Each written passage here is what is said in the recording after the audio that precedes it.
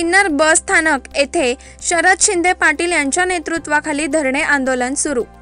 सिन्नर बस स्थानकाच्या कोसळलेल्या स्लॅब प्रकरणानंतर बस स्थानकातील निकृष्ट काम आणि भ्रष्टाचाराची चौकशी व्हावी या मागणीसाठी शरद शिंदे पाटील यांच्या नेतृत्वाखाली संघर्ष समितीच्या वतीने धरणे आंदोलनाला सुरुवात झालेली आहे। सोमवार दिनांक 26 मे रोजी सकाळी 11 वाजता बस स्थानक परिसरात काळ्या फिती लावून आंदोलने करण्यात आली। यावेळी आंदोलकांनी घोषणा दिल्या, बस स्थानक भ्रष्टाचाराची चौकशी झालीच पाहिजे, मंत्री माणिकराव कोकाटे यांच्यावर कारवाई झालीच पाहिजे, दोषी अधिकारी व ठेकेदारांना शिक्षा झालीच पाहिजे। जबाबदार कोण? नागरिकांचा सवाल। आंदोलकांनी असा आरोप केला की बस स्थानकाचे काम बीओटी तत्वावर तत्कालीन आमदार व सध्याचे मंत्री माणिकराव कोकाटे यांच्या कार्यकाळात झाले असून हे बांधकाम अत्यंत निकृष्ट दर्जाचे आहे। अवघ्या काही वर्षात स्लॅब कोसळल्याने मोठा अनर्थ टळला असला तरी हजारो प्रवाशांच्या जीविताला धोका निर्माण झाला होता। जर प्रवासी सावधपणे पळाले नसते तर मोठा जीवितहानीचा प्रसंग ओढावला असता, असे आंदोलक म्हणाले। त्यामुळे या प्रकरणात तत्कालीन मंत्री, संबंधित अधिकारी आणि ठेकेदार यांच्यावर कठोर कारवाई करण्याची मागणी आंदोलन कार्यकर्त्यांनी केलेली आहे।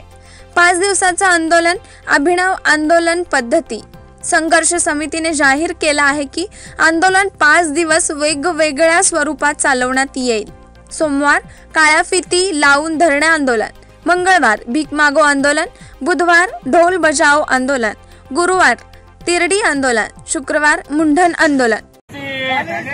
सिन्नर बस स्थानकामध्ये भ्रष्टाचार करणाऱ्या ठेकेदाराची चौकशी, बस स्थानकातील निकृष्ट कामाची चौकशी। जय भवानी, जय शिवाजी, जय भवानी, जय शिवाजी, अरे जय भवानी, जय शिवाजी, अरे जय भवानी, जय शिवाजी, अरे जय भवानी, जय शिवाजी, अरे जय भवानी, जय शिवाजी, अरे जय भवानी, जय शिवाजी, अरे जय भवानी, जय शिवाजी, अरे सिन्नर बस स्थानक। काल सिन्नर येथे सिन्नर बस स्थानक हे कोसळलेले आहे। सुदैवाने तिथे सर्व माणसं पळाली म्हणून जीवित हानी झाली नाही।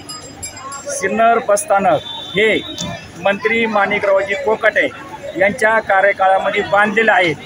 सदर बस स्थानकाचं काम हे निकृष्ट दर्जाचं झालं आहे, त्याची चौकशी झाली पाहिजे। त्याचबरोबर हे त्या काळचे तत्कालीन आमदार म्हणजे आताचे मंत्री माणिकरावजी कोकाटे साहेब यांची चौकशी झाली पाहिजे। यांनी त्याच्यामध्ये अमाप भ्रष्टाचार केलेला आहे।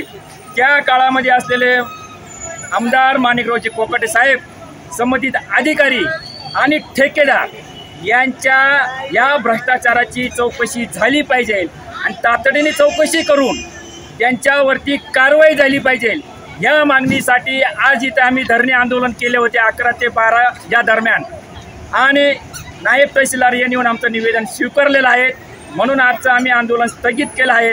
आमची आंदोलनाची रूपरेषा अशी आहे, पाऊस आणि विजाचा कडकडाट होत असल्यामुळे दुपारून आम्ही आंदोलन करत नाही, म्हणून आज आमचं धरणे आंदोलन होतं।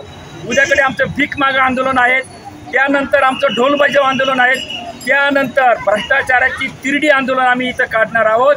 हे आंदोलन अभिनव आंदोलन करण्याची आमची भूमिका अशी आहे की भ्रष्टाचार करणारे लोकप्रतिनिधी माणिकरावजी कोकाटे, संबंधित अधिकारी आणि ठेकेदार यांची चौकशी होऊन यांच्यावरती तातडीने कारवाई झाली पाहिजे। यासाठी ही भावना आमची मंत्रालयापर्यंत पोहोचली पाहिजे, संबंधित डिपार्टमेंटपर्यंत पोहोचली पाहिजे आणि मंत्री असल्याचा दबाव त्यांच्यावर न येता निपक्षपातीपणे कारवाई झाली पाहिजे। म्हणून आमचं हे अभिनव आंदोलन आहे।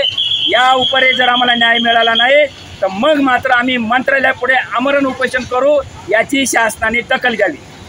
लोकमान्य न्यूजसाठी संचालक लक्ष्मीकांत शिंदे, सिन्नर।